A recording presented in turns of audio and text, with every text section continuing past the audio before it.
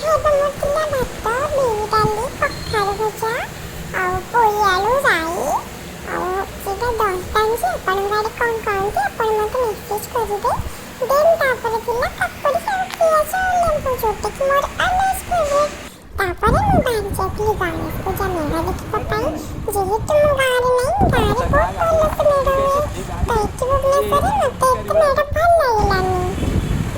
କିଛି ମେଢ଼ ଦେଖି ସାରିଲା ପରେ ମୋତେ ଖାଇବାକୁ ଇଚ୍ଛା ହେଲା, ତ ମୋତେ ଖାଇବା ପାଇଁ ଗୋଟେ ଜାଗାକୁ ନିଆଗଲା। ସେଠି ଯାଇ ପହଞ୍ଚିଲା ବେଳକୁ ଏଇ ରେଷ୍ଟୁରାଣ୍ଟଟା ମୋର ଫେଭରେଟ୍ ଥିଲା, ବଟ୍ ଏବେ ଆଉ ନାହିଁ। କ'ଣ ପାଇଁ ଆପଣ ଭିଡ଼ିଓ ଦେଖିଲେ ଜାଣିପାରିବେ। ଆର ଟେଷ୍ଟ ବହୁତ ଭଲ ଥାଏ। ମୋତେ ଆର ସବୁ ଆଇଟମ୍ ଖାସ୍ କରି ବିରିୟାନୀ ଆଉ ମାଛ ତରକାରୀ ଭଲ ଲାଗେ। ବଟ୍ ଏବେ ଯେଉଁ ଖାଇବା ଆମେ ଯେହେତୁ ପୂଜା ଥିଲା ଆମେ ସାଧା ଅର୍ଡ଼ର କଲୁ। ଏଟା ଟିକେ ରିନୋଭେଟ୍ ହେଇଯାଇଛି, ଆର ସେପ୍ ବି ଚେଞ୍ଜ ହେଇଯାଇଛନ୍ତି।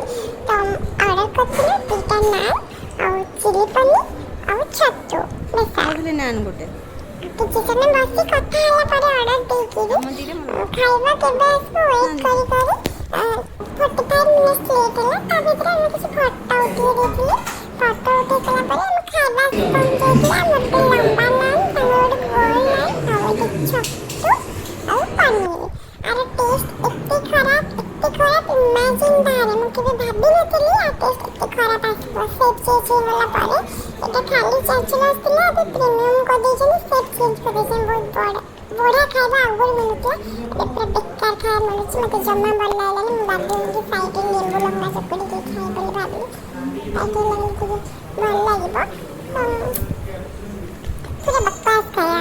ମୁଁ ତ ଆଉ ଲାଇଫ୍ରେ କେବେ ଯିବିନି। ସେ ନର୍ମାଲ୍ ନାନ୍ ସହିତ ମୋତେ କିଛି ଖାଇ ହେଲାନି। ପନିରର ସ୍ମେଲ୍ ଗୋଟେ ଅଲଗା ଆସୁଥିଲା, ମୋତେ ଲାଗୁଥିଲା ବାସି ପନିର। ଦେଖିପାରୁଥିବେ ମୁଁ ସେଥିପାଇଁ ଅଫ୍ କରିନି। ଥରେ ଖାଇଛନ୍ତି ଆଉ ଖାଇପାରିଲିନି। ଖାଲି ପିଆଜ ଆଉ 4-5 ଜଣ ଥିଲା। ପ୍ରାଇସ୍ ବହୁତ ହାଇ ନେଇଯାଉଛନ୍ତି, କିନ୍ତୁ ଖାଇବାର କ୍ୱାଣ୍ଟିଟି ଆଉ କ୍ୱାଲିଟି ମେଣ୍ଟେନ୍ କରୁନାହାନ୍ତି। ବକବାସ୍ ଖାଇବା। ତ ଛାଡ଼, ଯାହା ଫିଙ୍ଗିବା କଥା ଫିଙ୍ଗିକିରି ଆମେ ପଳେଇ ଆସିଲୁ। ଖାଇ ହେଲାନି। ତ ଏଠି ମୋ ପାଟି ଭଲ ଲାଗୁନଥିଲା ବୋଲି ମୋତେ ସେ କିଛି ଚିନି ବଡ଼ ବଡ଼ ଆସେ, ସେ ଚିନି ଆଉ ପାନ ମଙ୍ଗୁଥିଲେ ଖାଇବା ପାଇଁ। ତାପରେ ପିଲାଟା କହିଲା ମୁଁ ଫଟୋ ଉଠେଇଦେ, ବଟ୍ ମୋର ତ ମୁଡ୍ ଖରାପ ଥିଲା। ଫଟୋ ଉଠେଇବି ବୋଲି ସେ ଫୋନ୍ ବି ଖରାପ ହେଇଗଲା। ଫଟୋ ଭଲ ଉଠିଲାନି, ବ୍ଲାକ୍ ଆସିଲା। ତ ମୁଁ ଏଇ ଚାଲତେ ତ କୋଉ ମେଢ଼ ପାଖରେ ଭଲ ଫଟୋ ଉଠେଇବି। ରାସ୍ତା ବେଳକୁ ବାଟରେ ଟିକେ ଫୋନ୍ ଜୁମ୍ କରିକି ତା ମୁହଁକୁ ଦେଖିଲି।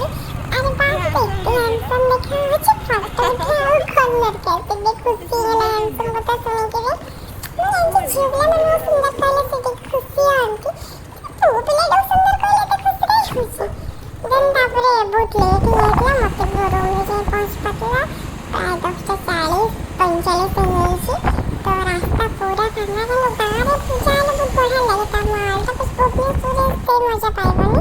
ତ ଏମିତି କିଛି କଥା ମୁଁ ଆସିଥିଲି ଘରକୁ ଯିବାକୁ ମନେ କରୁଛି। ଘରେ ଯଦି ଥାଆନ୍ତି ଆମ ଗାଁରେ ଏଇଖିଣା ମେଢ଼ ହୁଅନ୍ତା, ସେଠି ବି ଭଲ ମାଇକ୍ ବାଜେ। ଏଠି କିଛି ନାହିଁ, ଭଲ ଲାଗୁନି, ଫାଙ୍କା। ଆଜି ଡେ ବାସ୍ ଏମିତି ଥିଲା। ମୋତେ ଆଜି ଭଲ ଲାଗିଲାନି। ଯଦି ଭିଡ଼ିଓଟା ଭଲ ଲାଗିବ ଲାଇକ୍